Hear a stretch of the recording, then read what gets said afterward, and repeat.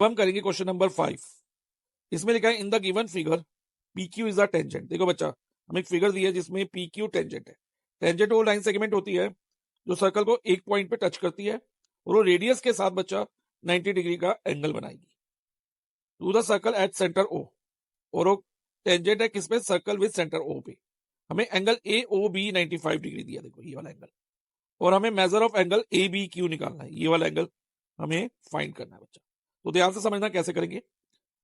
क्योंकि बच्चा ओ ए और ओ बी इक्वल है, O A is equal to O B. Q because of radius, radii of same circle, किसी भी सर्कल के रेडियस इक्वल होते हैं। ओके, तो O A is equal to O B हो गया।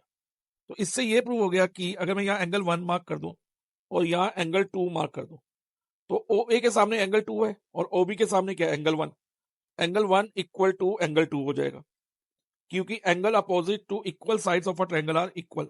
अब अच्छा, एंगल 1 इक्वल टू 2 हो गया, हम दोनों को क्या मान लेते हैं? एक्स मान लेते हैं। ओके, और ट्रायंगल ओ ए बी में हम एंगल सम प्रॉपर्टी लगाएं तो क्या होगा? Angle O plus angle 1 plus angle 2 is equal to 180। अब एंगल ओ हमें 95 दिया है, एंगल 1 एक्स है, एंगल 2 भी हमारा एक्स है, is equal to 180।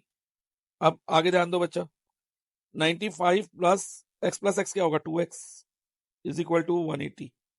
2x is equal to 180 minus 95, और 2x इज इक्वल टू 180 में से अगर हम 95 माइनस करते हैं बच्चा तो हमें मिलता है 85 डिग्री। This implies that x is equal to क्या होगा बच्चा? 85 अपॉन 2, क्योंकि इधर जो 2 है x के साथ मल्टीप्लाई में था, ये RHS में जाके डिवाइजर में चला जाएगा। और अगर हम 85 को 2 से डिवाइड करते हैं तो बच्चा हमें मिलता है 42.5। तो x की वैल्यू हमारी 42.5 आ गई। तो इससे हमें ये पता चल गया कि एंगल 1 और एंगल 2 जो दोनों इक्वल हैं, और वो किसके इक्वल हो जाएंगे बच्चा? उनकी वैल्यू क्या होगी? 42.5 डिग्री। ओके, अब ध्यान दो बच्चा, अब हमें एंगल कौन सा फाइंड करना है? एंगल ए बी क्यू, ये वाला एंगल। ठीक है, अब इस एंगल को फाइंड करने के लिए हम क्या करेंगे? जो ये रेडियस है और जो ये टेंजेंट है, एक दूसरे के ऊपर परपेंडिकुलर होंगे। Radius and tangent are perpendicular to each other.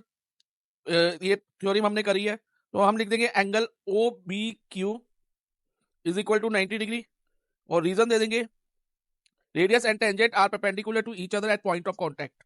अब ध्यान दो बच्चा, जो एंगल ओ बी क्यू है वो कैसे बना है? उसमें देखो एक एंगल 2r है, ये वाला angle 2, angle O B A कह लो या एंगल 2 कह लो, plus angle A B Q R है, देखो ये वाला एंगल 2 और एंगल ए बी क्यू मिलके एंगल ओ बी क्यू बना रहे हैं। तो एंगल ओ बी क्यू की जगह हम angle 2 plus angle A B Q लिख सकते हैं इज इक्वल टू 90। और एंगल 2 अभी हमने फाइंड किया था 42.5 डिग्री, तो एंगल 2 की जगह 42.5 लिख देंगे।